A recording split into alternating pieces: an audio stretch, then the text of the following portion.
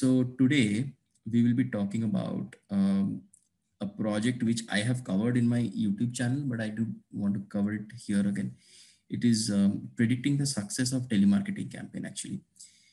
How many of you are familiar with marketing as a process or telemarketing as a team or a process? What is the problem statement that we're dealing with? Okay.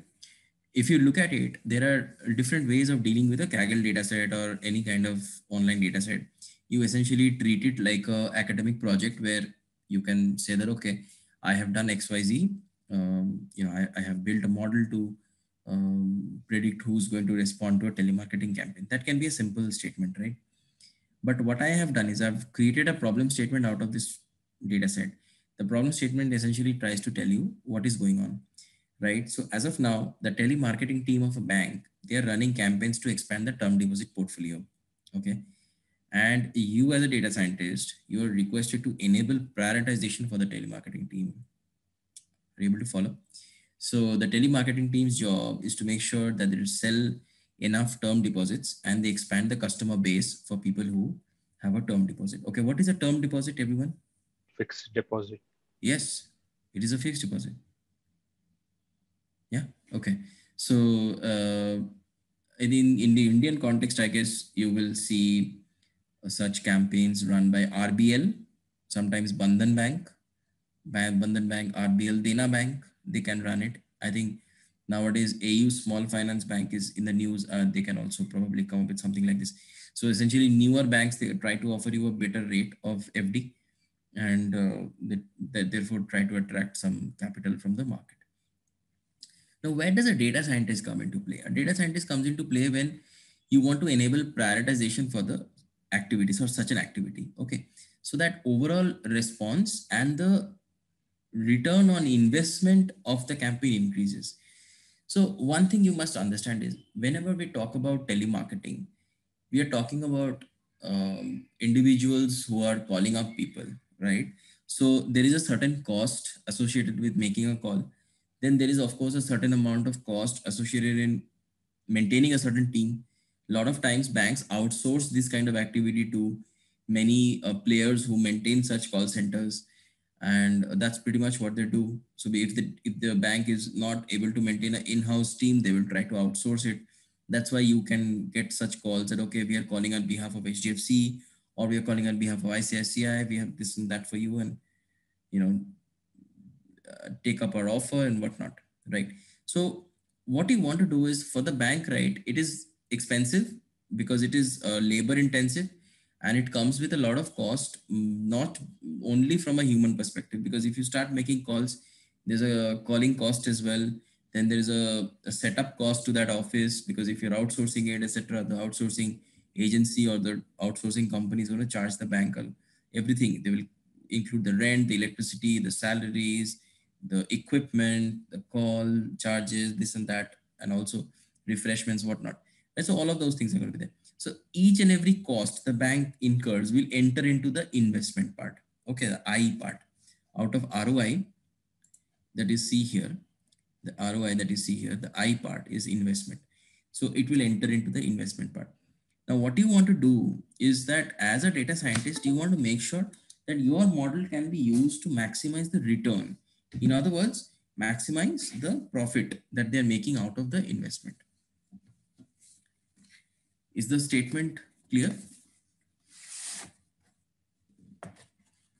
So when you want to talk about this project in your resume, uh, my recommendation is that do not position this purely from an algorithmic perspective, that we used so and so algorithm on this one.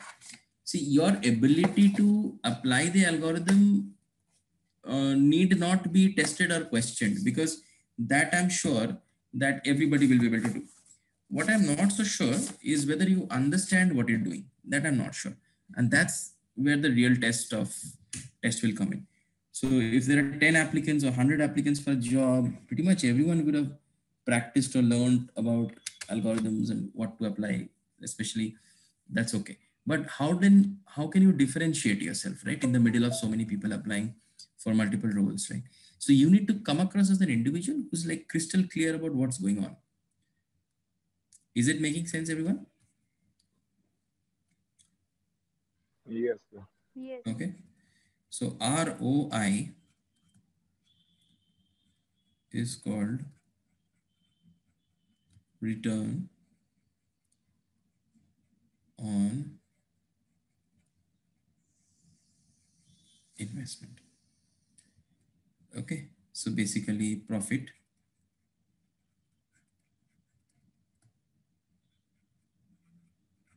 made on the invested amount. This is a bank. Okay. This is, say this is a bank. What the bank will, what the bank wants to do is to, the bank wants to acquire term deposit customers. Is it clear what the bank wants to do? Yes. Only this part. Clear, right? Term deposit customers they want to acquire. Okay. So what they did was there is a, you know, they reached out to, it might just be a pretty bad sketch though.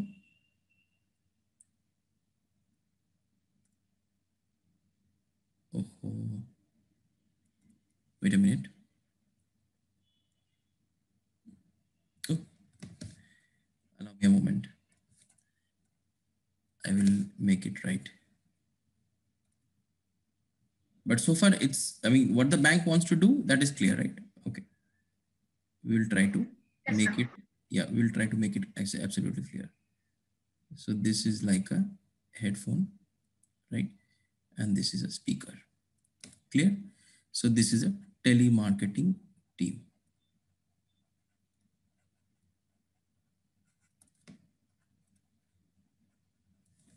Okay.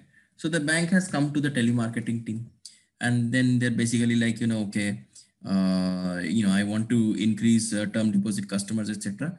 So the telemarketing team guy says, okay, no problem. I need some data on basically, customer features. Okay. And I mean, the telemarketing team doesn't need any data per se, actually. Telemarketing team simply needs a customer list to target.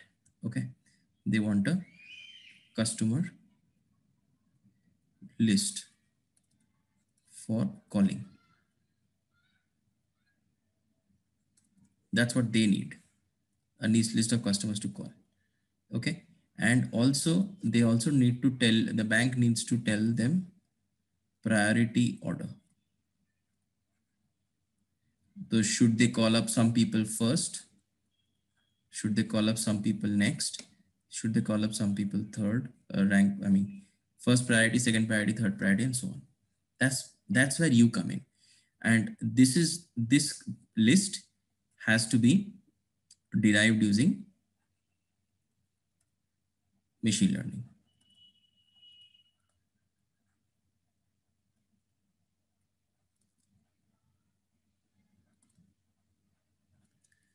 Right. So the objective is now clear. Now let us understand certain things about some definitions or some concepts connected to marketing, because I realize that it is not very familiar to everyone, obviously. So we must understand certain concepts. For example, channel, very important. Channel is an avenue of communication. How are you interacting, or how are you reaching out to the customer? You can you might want to do it through digital modes, where you want to deploy certain messages through your application itself, or you can start deploying messages through SMS, right? Sometimes you make calls. So these are all individual channels, right? Telemarketing is a specific marketing channel where customers are called up for the offers. So what is the first concept? Marketing channel, where this is a way to get in touch with the customers for business purpose. Okay. Telemarketing is a specific marketing channel in which customers are actually called up for offers. All right. And what is a portfolio?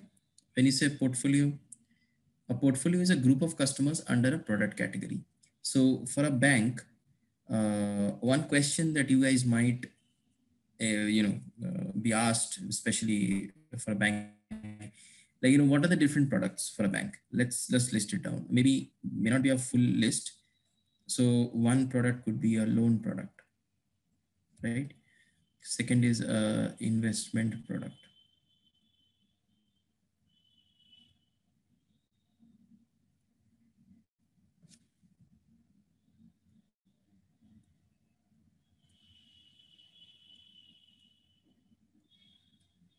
Hmm. Loan product, investment product, uh, could be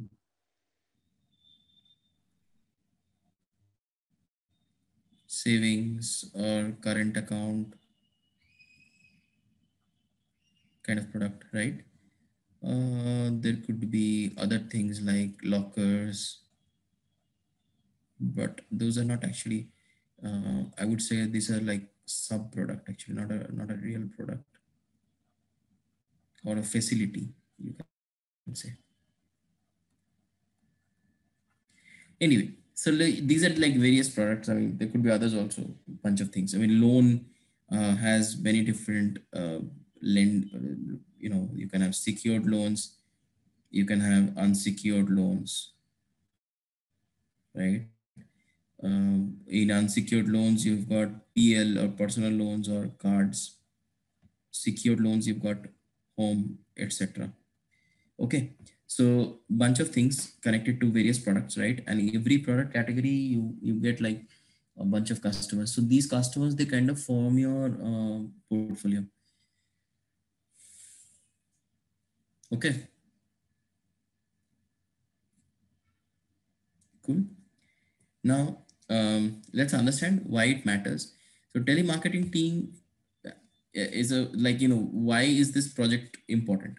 So then this page is about answering some questions, because see, when I interviewed for BCG few years back, I did not get the job, but I came across some very interesting questions. There was one question that was asked to me was, why was this project important? And later on, when I thought about it, obviously I wasn't really prepared because in this manner, but I'm bringing that experience over to you. That if you want to talk about this project, like why it matters. First of all, we have to understand that the telemarketing team has fixed resources, right? It doesn't have, you cannot, it's not like a, series of robots who can call up as many number of times or something, right? The team will have a fixed call handling capacity in a given time frame, X calls per day, right? So now if they receive a pre-selected list of customers to call, then they can focus on them and make sure that ROI, or return on investment, it increases in two ways. First of all, reduction of investment happens by not calling up everyone. Does everyone need to be called up? No, not calling up everyone. Increase in rate of response among the prioritized customer list. So if you give them a prioritized customer list, I mean, basically using your machine learning model, right? You kind of create this list, prioritized list of customers, and you give it to them. So within this list, the rate of response will actually increase. So if you look at the entire data, right? This is the entire data. This has X% response rate. What is response rate, guys? And say this is my prioritized list. This is my entire data.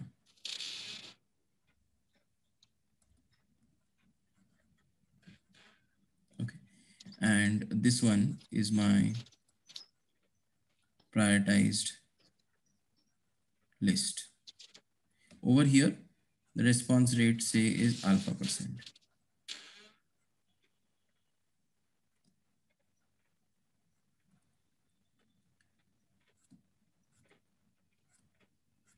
Okay. The question here is that alpha% is greater than X%. I mean, that's the expectation. This is what you expect from your model.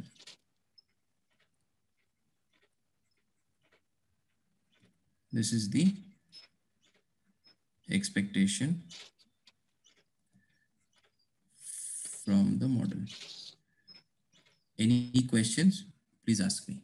How we will get to this is yeah, we will learn and we will do it in the project. But is the expectation from your model clear or not? That is something I want to know. If not, then I can explain it. But I do want you to understand fully, absolutely clearly, so that you can communicate about this project whenever you do with a lot of confidence that, okay, I know what I'm trying to do. There's a team, basically the marketing channel that is getting used is telemarketing. Telemarketing has fixed resources, right? Fixed team size. Now that means they can only make a certain number of calls in a day's time. If that is the case, then if we are able to give them a pre-selected list, what will happen is the rate of response in that list is going to be much higher, if as opposed to not giving them any list and asking them to call randomly everybody. That will happen. Now, because you give them a prioritized list, they don't end up calling everyone. That is, so the money saved by not calling is also something that you gain. A rupee saved is a rupee earned. So the money that you haven't used, right, by calling up so many people, that money can be counted as a return into the investment. So you invested a lower amount, and therefore the money that you had also got saved. So that's there. My question to you guys is that entire data X% response rate, prioritized list, alpha percent. Alpha percent is supposed to be greater than X%. That's the expectation from the model. Is this part cool? So what is the data source? You will find, I'm going to share this PPT today. Is there a Google Drive? There must be a Google Drive. I'll just check. Or else you could just copy, and I'm going to copy and paste this in the chat window right away, right now, so that you guys can download it without any problem.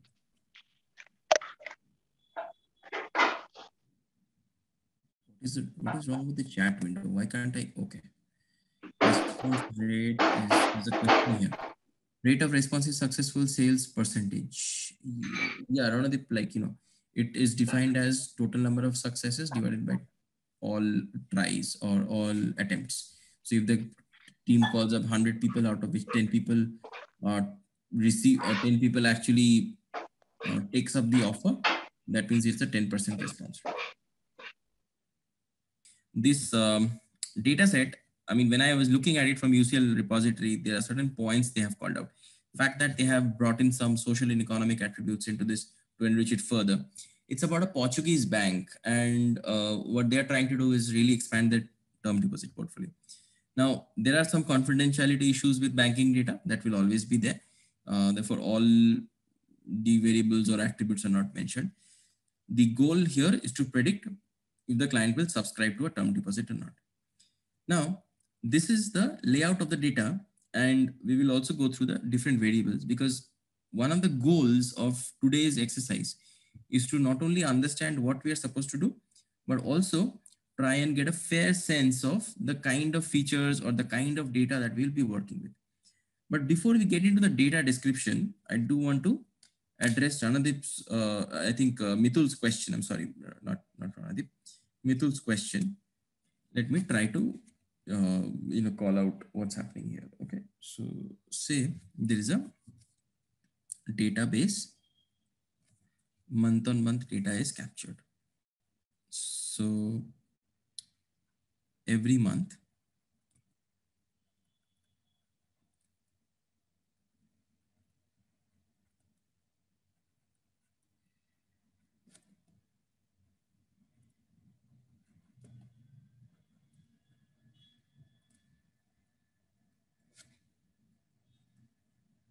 every month's data is captured. Okay, so this goes to show this is monthly data. So what do they capture every month? The bank would be capturing a lot of features, right? A lot of columns. Every month they are capturing data. Now, when you want to do any analysis, right, it is important to understand the time frame. So over here, say, suppose that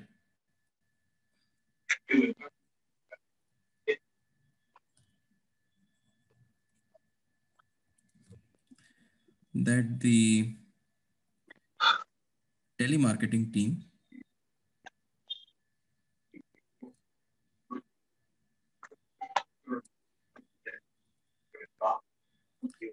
has called up people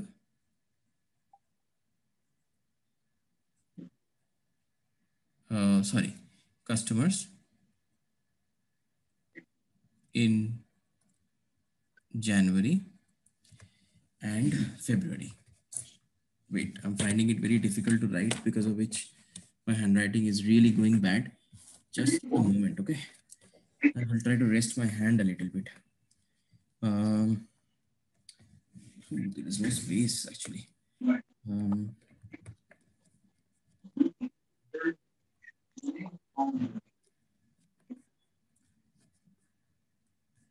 Jan and Feb. Suppose they have done this. So they have been calling up people, etc. So what will happen is, in January, so there is a column, say there is a particular column called,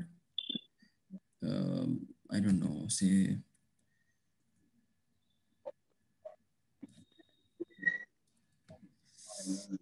these people are called prospects. Okay. Say there's a prospect ID, that who did you call up? Okay. Then called, I think, yeah. So called yes or no. This is something you're capturing every single month. Okay. So you're trying to capture every single month. So this is like, say, A, B, God, A, B, C, 1, 2, 3, D, E, F, 2, 3, 4, whatever. These are IDs. You want to, if you have called up in January, then basically call this as 1. If you called up in, if this is also something you haven't called up in January, call this as 0. Called, not responded, called, only called. Okay. Then you have a bunch of other things also. Like, for example, if you want to know the age of customer, that is something you can capture every month. Then things like, um, I guess, education level, say, education level, right? That is also captured every month. So every month, this kind of data is getting captured. So you do this for Jan and Feb. Now what you do as a data scientist, what you want to do is, you essentially pull out population from Jan and Feb who have been targeted, who have called equal to Y. This under this filter. Okay, you will pull out data like this. In Jan and Feb, whoever has been called. So far, clear? Call this data frame A. Guys, is it not clear? Using SQL, you will pull out people normally pull data using SQL. Simply apply a where condition, call it people who have been called up in January and Feb. Okay. So you will figure out people who have been called out in basically who have been called in January and Feb. Then use this data, A, do a left join with March, April, May, so on, up to how many months. So for example, if you want to check if people have responded for next 3 months, suppose, that means you will left join with this data with these things. And what will you see? What will you basically see over here? That if some customer has responded, if the customer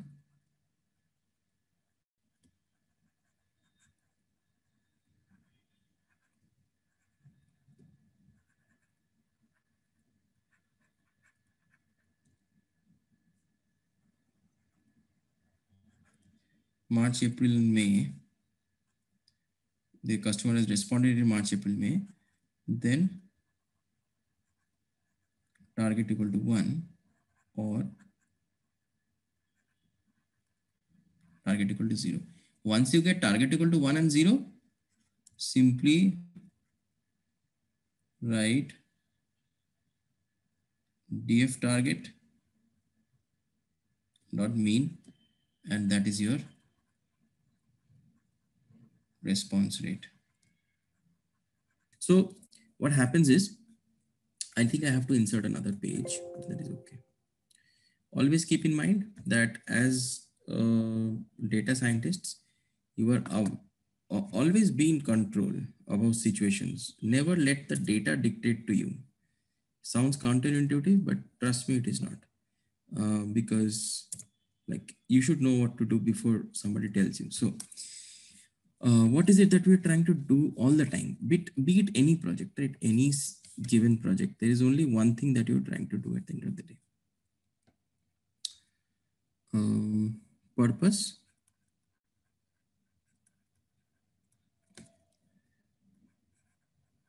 for any ML project. Any, I mean, generic, right? So what is the purpose? Purpose is utilize the history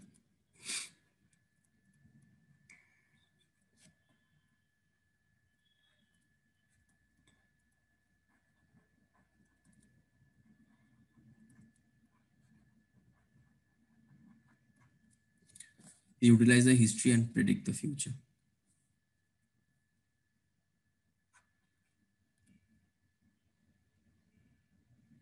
This is the purpose. So how does it fit into our model or our scenario? Okay, we will say, wait, not this, right? We will basically look at January and February. This time frame will be the historical period. This is where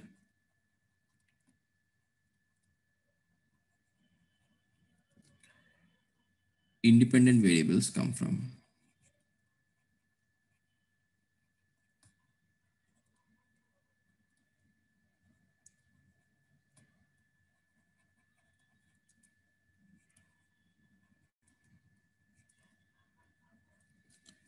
Okay, guys, so far so good. Historical period. So what about future? Now, March, April, May, right? This one is the future period.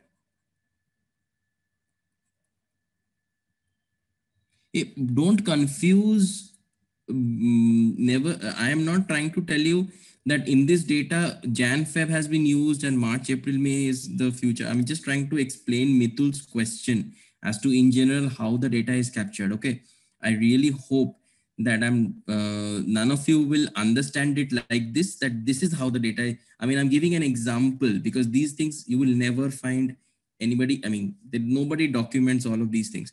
Everybody uses SQL to pull data, but nobody documents it, right? So I hope that that is clear to everyone, right? I just don't want to end up confusing all of you.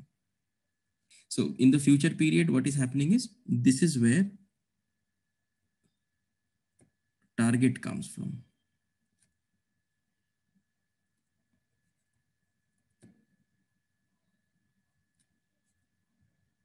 Okay. So if suppose this was the construct of your machine learning model, you will be using utilize last 2 months of data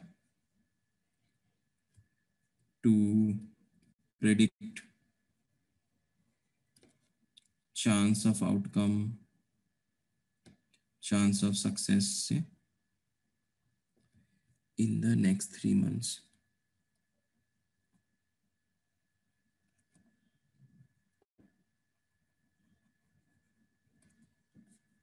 Okay, let me just make sure nobody is confused. This is a sample or example problem statement. Okay, I should not proceed any further without you guys telling me. If you're understanding, everybody is very quiet. I am confused. Let us come back to our data to understand what kind of features are there. So first of all, we must understand that, certain, okay. And this is a Portuguese bank. So it's kind of okay to look at age. I think it's fine, but it's as long as you're not giving out credit, age is okay. Age of customer is given to us. Then type of job, the person, what kind of, job the individual does, right? Administrative, blue collar entrepreneur, so on. There are multiple levels of the job category given to you. The status of marital status, right? That's a feature given to us. Education level is given to us in different levels here that we can see. Then comes default. Okay. Now, this means that whether the customer who is being called up, right, that individual has defaulted in any of the loans in the past or not. That's something that is there.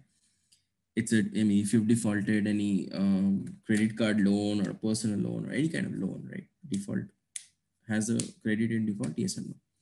Any credit. Now comes housing loan, whether there is it's a yes, no, binary indicator variable. Now, is there a personal loan? Yes or no? That kind of thing, right? So now comes contact. Basically, how do you want to contact? Do you want to contact? Is the person contactable on landline versus a mobile phone? Last contact month of the year. Basically, when was the last month when the contact was made, right? How has that? How far away is that?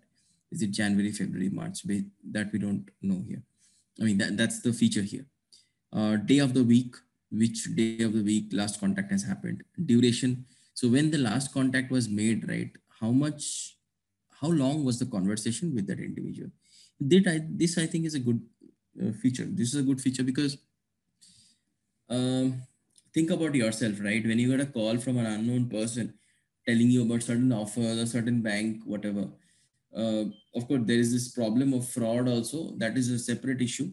But imagine that fraud is not happening. Genuine customer care people are calling you, or maybe your relationship manager from your bank is calling you and say that, Mr. So and so, Miss So and so, we've got some offers, or this is a great term deposit rate that we've got for you because you're a long-term customer, blah, blah, blah.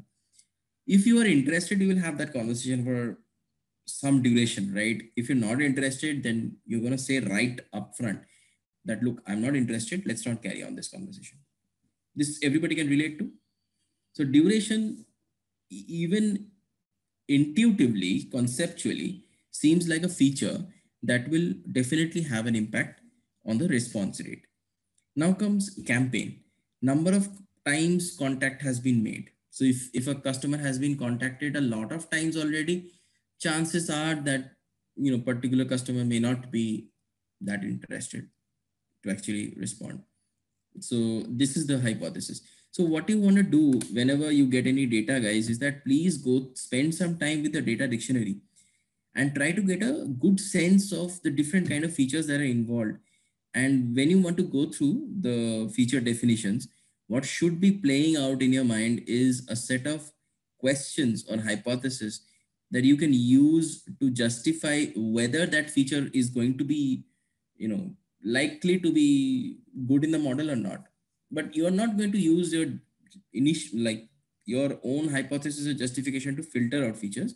But you can when you want to present your project, right? If somebody gives you an unknown data, when you try to develop this skill of looking at a feature and trying to relate it conceptually to the outcome, that is a very good skill. Because as a data scientist, If you're working on, say, some unknown portfolio, so today you're working on a credit card, tomorrow, say, you're working on a retail, day after tomorrow, you're working on insurance, who knows, right? So having that data driven hypothesis mindset is very important. Okay. P days is number of days that passed by, after the client has been last contacted, how many days has it been since the last contact? This can be used. Previous number of contacts performed before this campaign for this particular client. Right. So this is different from the campaign variable.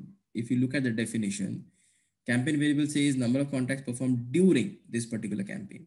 Previous is how many times you've performed, you like contacted you before. Outcome of previous campaign, failure, non-existent, success. So this can be like some essentially some remote past, some particular campaign that happened maybe a year ago or a year and a half ago, a similar campaign, then what was anything that you can get in terms of historical data that can be successful. Employment variation rate, consumer price index, these are all economic variables injected into the data so that it becomes much more enriched. Euribor, number of employees, and then finally target variable. Has the client subscribed to the terms deposit? 10. Okay. So any questions anybody has on the features? You might have some questions later on also. That is okay. But so far, any questions? You want me to go through any particular feature again? Not a problem. Now, the other important thing that is this is called bivariate plots. Those of you who have attended the last couple of project sessions, I think this is familiar to all of you now. We normally use the class called K-bins discretizer and try to do it. So how does it look like? What is the concept? Concept is that you plot a categorical independent variable and its levels on the x-axis. And for every level, right, every single level, you plot the average value of the y or the dependent feature. Okay.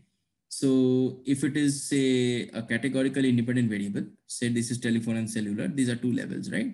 For every level, I am plotting the response rate or average value of the dependent variable. In case of continuous, you need to break the continuous variable into different ranks or different groups according to some order, ascending or descending order. Rank is the same concept which you are familiar with from your school days. Top 10 students in physics, top 10 students in chemistry, same concept, rank. So whenever we have a feature, any kind of continuous feature, we say divide them into 5 or 10 ranks, right? And we try to see what is happening out there. Okay. So for every single rank, basically, you try to plot the response rate and see what's going on out there in terms of these ranks. So essentially, either the response rates are going to continuously increase as the value of the feature increases, or it will be continuously decreasing if the independent feature is actually a good predictor. So how do you figure out if it's a good predictor? So look at this graph, right? This graph is a bad predictor because there is no slope.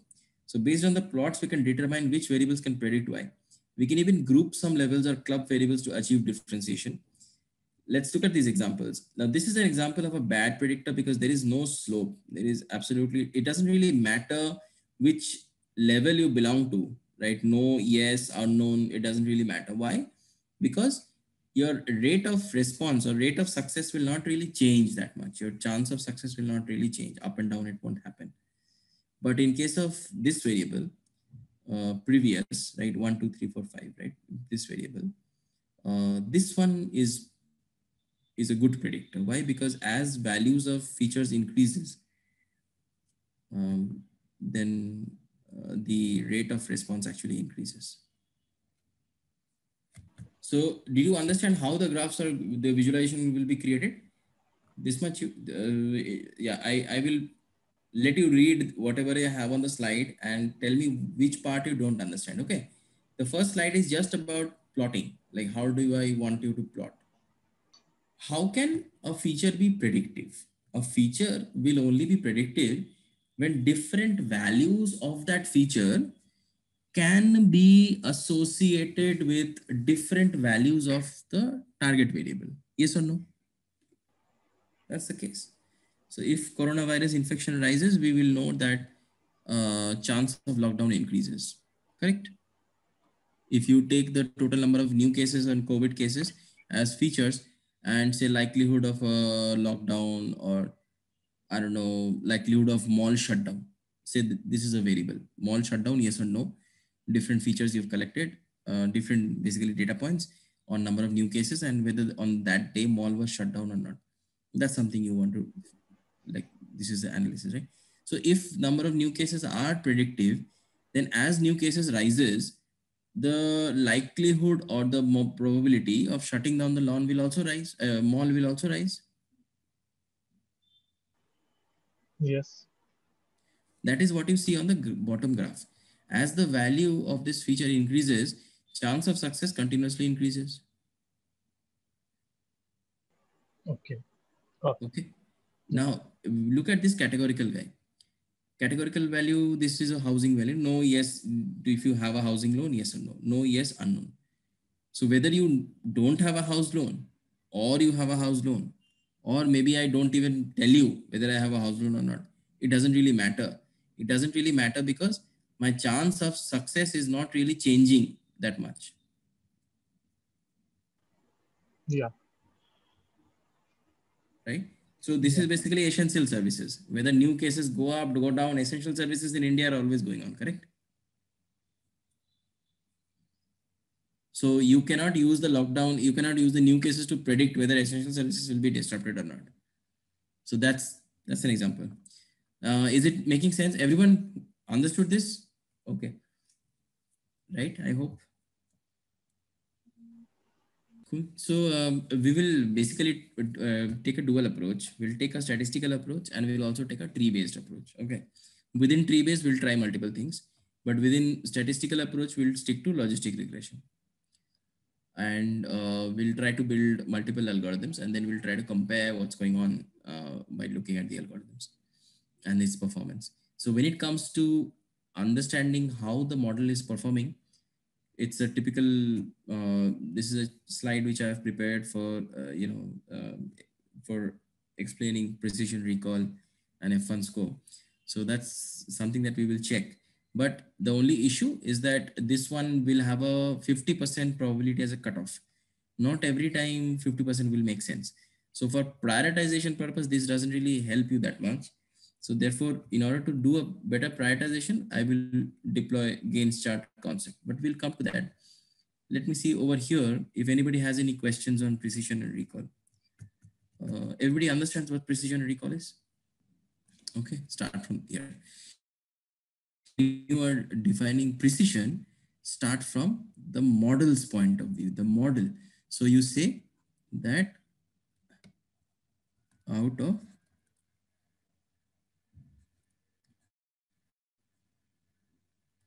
everything,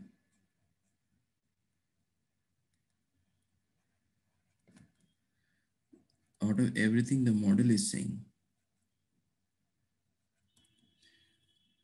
how many of them are true?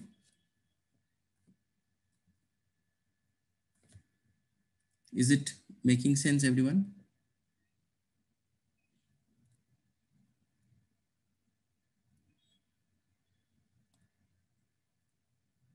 So out of everything that actually happened, how many are, sorry, wrong.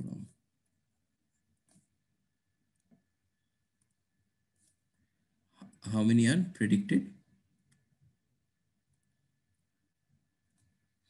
Out of everything the model is saying,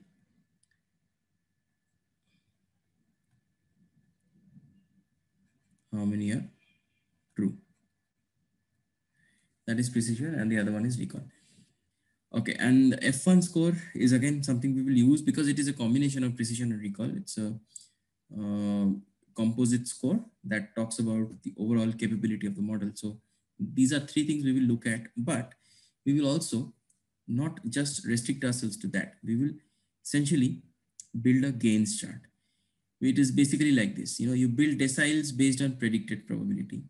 Then, okay, this sometimes like, okay.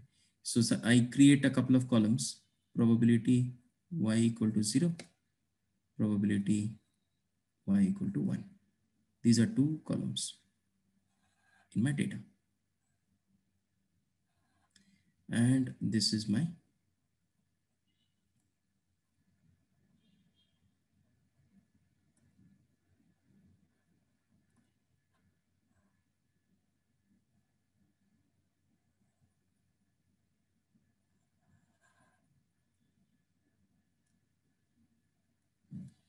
okay. So say this is 25%, 35%, 40%. These are, just 100 minus it.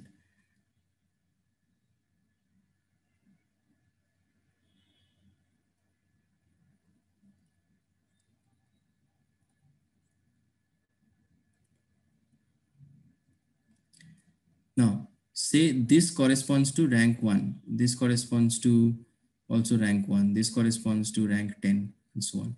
So these are 10 from rank 1 to rank 10 in increasing order. These are deciles. Okay. You guys know percentiles. Every percentile is nothing but 1% of the population. Everybody knows that. Decile is just 10% of the population. Okay. So you create these deciles, you keep them on the x-axis over here. And what you try to do is for every decile, you try to see what is the event capture rate. I mean, out of how many successful responders, out of all the successful responders, how many did you capture in the first decile? This is the first decile. If you take the first and the second decile together, then cumulatively you account for these many percentage of all the responders, right? If you take the first, second and third decile together, then cumulatively you account for this many percentage. So this comes out to be somewhere around 70%, right? 70% in third decile, which is a good thing. Then later on, it doesn't really shoot up anymore. So if the model is say stronger, then the graph will go like this. Even stronger, the graph will go like this. Okay, so you will try to maximize within first 2 and 3, decile 3 only. So we can compare models based on cumulative event capture rate till decile 3. That is what we want to do. And how do we make use of this? We will talk about that in the outcome of the, when we go to Python, and how do we make use of that? But we can essentially look at all these deciles, and out of say 1, 2, 3, 10, right? We know that these 3 deciles are top 30% probability of response. And these are bottom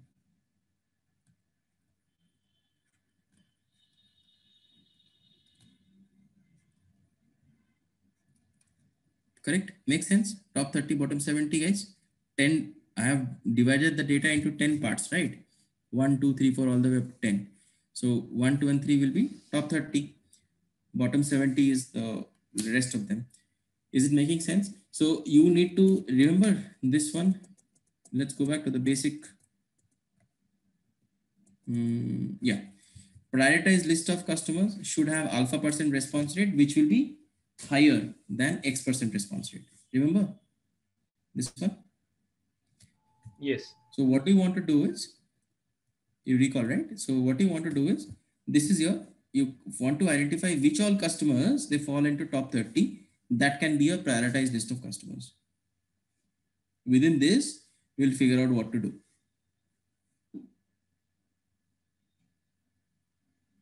Okay. All right, cool. All right, cool. Now I want to introduce a concept to everyone called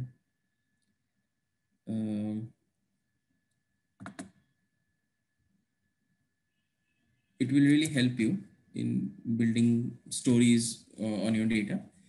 So this is called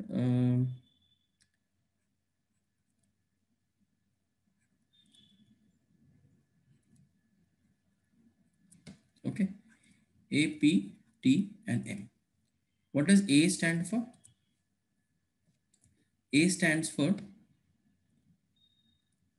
audience. P stands for priority or priority order. T stands for treatment, and M stands for measurement. Okay. Now, what is audience here? Audience is your top 3 deciles. Those are the people who will be called up, correct? Priority order. This is something that we will figure out,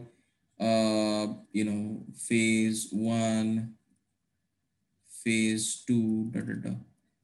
I don't know, phase up to phase 4, 1, 2, 3, 4. Correct? That within top 3 deciles, who do you want to call up first, next, next, and next. Treatment here, it is fixed. Everyone gets a term deposit. Everyone is getting the same offer or the same kind of treatment. So that is okay. Measurement is basically that how do you want to structure the campaign so that you can measure a few things. First thing is what you want to measure is whether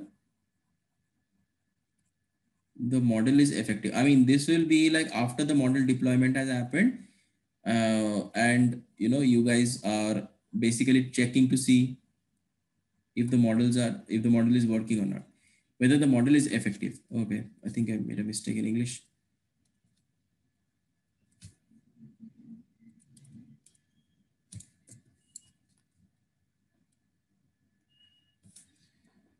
Yeah, effective.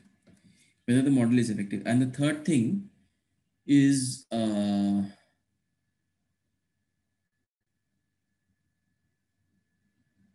whether over here the treatment is same, right? I mean, there's no concept of yeah. So what you can check is that not everybody will get a call, right? So people who don't get a call, how many of them also respond actually? So whether the campaign was effective.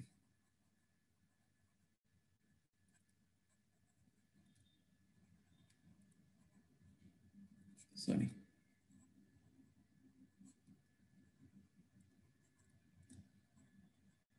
This is an active use case of hypothesis testing.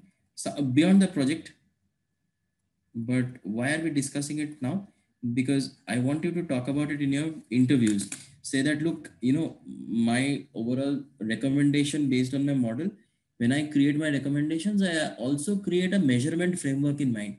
That what is it that I would like to measure when the campaign has been executed using my model? What is it that I would like to actually measure? Overall, if the model is effective, then uh, you know ideally speaking, top 3 the people I target, right? I mean, they will have some event rate, right?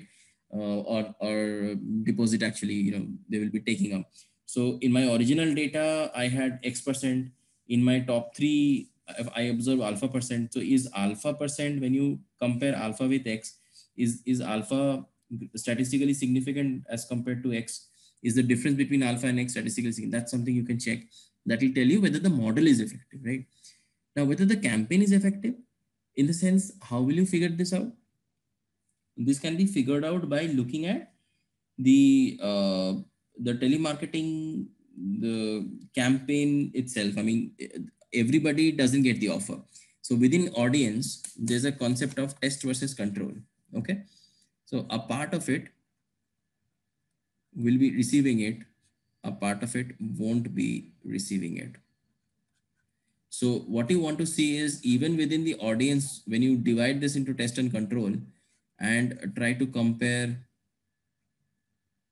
response rates, That should tell you whether calling them up made a difference or not, right? Because people can obviously call up the bank or apply for term insurance, term deposit any which way, right? They can walk into a branch, or they could just book a FD online, isn't it? They can do a lot of things. So what was the benefit of actually reaching out to them or not? So whether the campaign was effective or not?